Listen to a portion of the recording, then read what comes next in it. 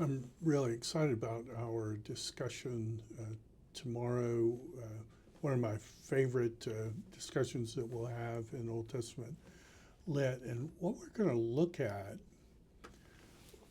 will be the idea ultimately, the Trinity in the Bible, but we'll look at this word Elohim in the Old Testament. What's up with that word? We'll look at God's sacred name, YH.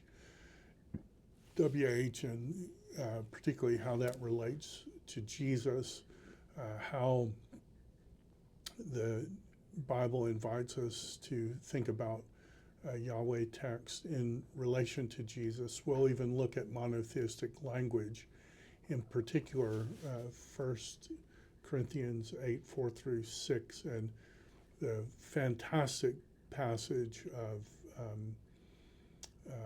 Philippians 2 and Isaiah 45:23. And we'll even look at the Jewish prayer, the Shema, some of the things you might want to look at, exactly what this first verse of the Bible, we're going to talk about that. We'll talk about B.B. Warfield's idea of progressive revelation and how that relates to these texts about Elohim.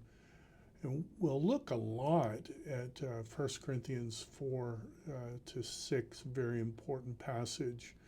And we will even look at some of the Orthodox ideas of what it means when we say that Jesus is fully God and fully man. So a lot going on tomorrow. I encourage you to do the homework. It should be fairly interesting.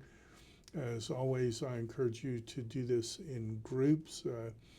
It's amazing how just discussing it with other class members can help. And bring your questions tomorrow. We should have a fantastic discussion. And as always, I look forward to talking to you again next time. Thanks. All the best.